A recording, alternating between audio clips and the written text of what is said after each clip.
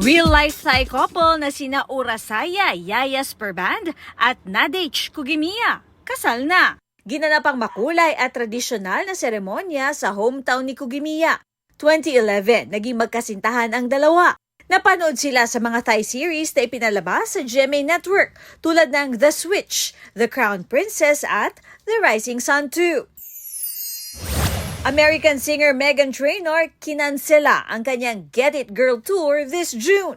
Sa IG story, aminado si Meghan na nahihirapan balansehin ang bagong album, paghahanda sa tour at pag-aalaga sa kanyang baby girl. Kailangan niya umanong mag-focus sa pamilya sa ngayon. Humingi siya ng paumanhin sa fans at promise niya she'll be back soon. Makuha natin yung guest list. Jillian Ward, aminadong mas nagiging close sa kanyang mga co-stars sa Never Say Die.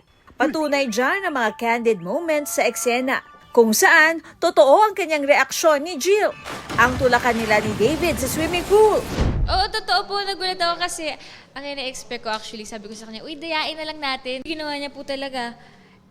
Dinamay niya ako doon sa pagtalon niya. Isa sa mga bagay na natutuwa ako sa show. Kasi most of the scenes, may pagka-impromptu, talagang biglaan lang, mas natural. Beat the Heat kasama ang Bubble Gang sa beach. Pero bukod sa katatawanan, flex nila ang beach-ready na katawan. Abangan ang summer special ng longest-running gag sa bansa. Ruru Madrid nag-immersion sa Tondo, Maynila bilang paghahanda sa kanyang upcoming project.